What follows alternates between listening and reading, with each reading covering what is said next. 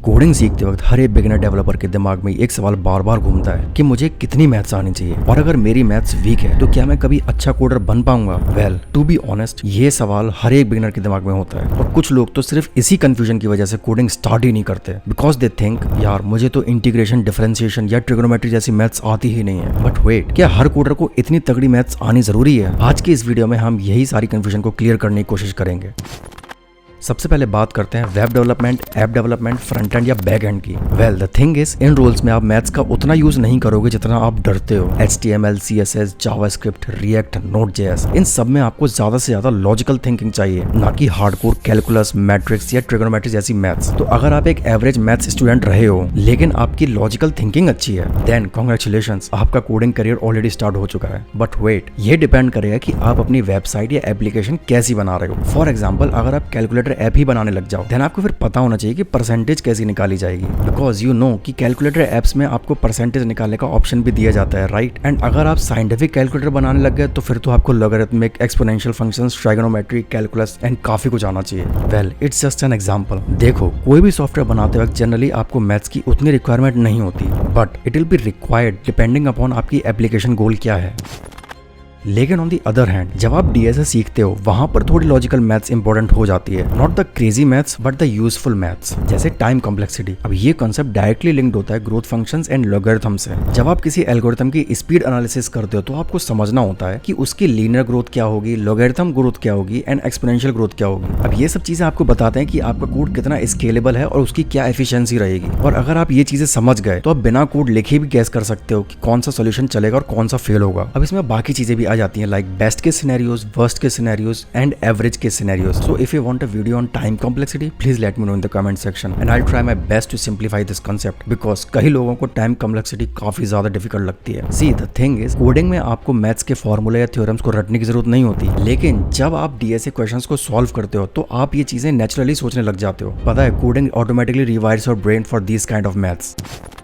अब बात करते हैं उन फील्ड्स की जहां प्रॉपर मैथमेटिक्स की नॉलेज होना मस्ट है and there is no escape route. ये वो फील्ड्स हैं जहां पर आपको कोडिंग के साथ साथ मैथमेटिकल फाउंडेशंस भी स्ट्रांग रखनी पड़ती है, जैसे artificial intelligence, machine learning and data science. यहाँ आप एल्गोरिथम्स को ट्रेन करते हो, प्रेडिक्शंस बनाते हो और रियल वर्ल्ड डेटा के ऊपर काम करते हो। तो यहाँ सिर्फ इफ एल्स कंडीशन सीख लेने से काम नहीं चलेगा, यहाँ मैथमेटिक्स आना बहुत जरूरी है। For example, you need to know about linear algebra, जिसमें आपको वेक्टर्स, मैट्रिसेस, डॉट प्रोडक्ट्स और मैट्रिक्स ट्रांसफॉर्मेशन समझने पड़ेंगे और इनकी अच्छी खासी नॉलेज होनी चाहिए। बिकॉज जब भी आप एक ML मॉडल ट्रेन करते हो, चाहे वो इमेज रिकॉग्निशन हो, NLP हो या फिर रिग्रेशन टास्क, आपका डेटा इंटरनली एक वेक्टर स्पेस में ही रिप्रेजेंट होता है। खैर, इसके साथ ही आपको प्रोबेबिलिटी एंड स्टैटिस्टिक्स, कैलकुलस और डिस्क्रीट मैथमेटिक्स की नॉलेज होना चाहिए। अब डिस्क्रीट मैथमेटिक्स में आपको theory of computation, graph theory etcetera, इनके बारे में आपको पता होना चाहिए। And do you know, cryptography जैसे फील्ड्स तो प्योर मैथमेटिक्स होते हैं, like number theory, modular arithmetics etcetera. And दूसरी फील्ड है गेम डेवलपमेंट। ये फील्ड काफी अंडर एस्टिमेटेड होती है जब मैथ्स की बात आती है, लेकिन सच ये है कि अगर आप गेम डेवलपर बनना चाहते हो देन मैथमेटिक्स आपका एक सीक्रेट ट्रेजर हो सकता है। लेट्स अंडरस्टैंड कि गेम डेव में मैथमेटिक्स कैसे यूज होती है। For example, geometry and trigonometry. जब आप एक कैरेक्टर को जंप करवाते हो या किसी ऑब्जेक्ट को रोटेट करते हो then behind the scene it's all about angles and vectors. और गेम के अंदर हर ऑब्जेक्ट, कैरेक्टर या एनवायरनमेंट 3D स्पेस में ही एग्जिस्ट करता है और उनकी पोजीशन, मूवमेंट्स और रोटेशन को डिफाइन करने के लिए आपको ट्रिग्नोमेट्री जैसे कॉन्सेप्ट्स आने चाहिए। Second is linear algebra. यहाँ पर 3D graphics, rendering, camera movement, lighting effects, ये सब कुछ मैट्रिसेस और वेक्टर ट्रांसफॉर्मेशन से ऑपरेट होता है। जो विजुअल्स आपको स्क्रीन पे दिखते हैं वो एक्चुअली मल्टीपल मैथमेटिकल ट्रांसफॉर्मेशंस के लेयर से निकल कर आते हैं। Third is physics based calculations. Game के अंदर जो भी फिजिक्स होती है, जैसे ग्रेविटी, वेलोसिटी, एक्सेलरेशन, वो सब मैथमेटिकल मॉडल्स पे बेस्ड होते हैं। जैसे अगर आप चाहते हो कि कोई भी ऑब्जेक्ट स्मूथली फॉल करे तो आपको फिजिक्स के फॉर्मूले और इक्वेशंस का यूज करना पड़ेगा। Next is game AI। अगर आप नॉन प्लेएबल कैरेक्टर्स को स्मार्ट बनाना चाहते हो, जैसे बॉट्स या कंपेनियन कैरेक्टर्स, तो उनकी बिहेवियर मॉडलिंग के लिए आपको प्रोबेबिलिटी, डिसीजन ट्रीज और बेसिक AI लॉजिक लगता है और कुछ एडवांस केसेस में मशीन लर्निंग भी यूज होती है। तो गेम डेवलपमेंट सिर्फ एक फन प्रोजेक्ट नहीं है, it's a blend of creativity, logic and mathematics. और अगर आप इस फील्ड में सीरियसली जाना चाहते हो तो मैथ्स आपका सबसे बड़ा एलाई बन जाएगा। बट आपको एक मजे की बात बताऊं, ये मैथ्स आपको स्कूल के बोरिंग थ्योरी से नहीं पढ़नी पड़ेगी, क्योंकि इस मैथ्स को आप रियल यूज केसेस के थ्रू सीखते हो। फिर चाहे आप कोई 3D वर्ल्ड ही क्यों ना बना रहे हो, उस टाइम पर आप मैथ्स को फील कर पाओगे। Now understand it really carefully. You don't need maths to start coding, but coding will eventually make you fall in love with the mathematics. So coding के लिए मैथमेटिक्स का आना डिपेंड करेगा कि आप किस फील्ड में जाना चाहते हो, एंड अगर आप मैथ्स में वीक हो देन उस हिसाब से फील्ड को चूज करना। अब ऐसा नहीं है कि आज आप अगर वेब डेवलपर बन गए हो तो कल अगर आपका मन कर रहा है गेम डेवलपर बनने का तो आप नहीं बन सकते। Well anyone can switch career at any point of time in life. बस एक चीज ध्यान रखनी होती है कि अगर तो आपने बिल्कुल ही यूनिक फील्ड पकड़ ली, लाइक फ्रंट एंड डेवलपर से आप गेम डेवलपर बनना चाहते हो, देन आपको शुरू से शुरू करना पड़ेगा। बिकॉज ऑब्वियसली जैसे कि बाकी फील्ड्स में हायरिंग चलती है, इसमें भी जब आप अप्लाई करोगे किसी नई फील्ड में स्विच करके तो वो आपके या तो एक्सपीरियंस पूछते हैं या फिर प्रोजेक्ट्स, तो इसके लिए आपको शुरू से शुरू करना पड़ेगा। Now understand it really carefully.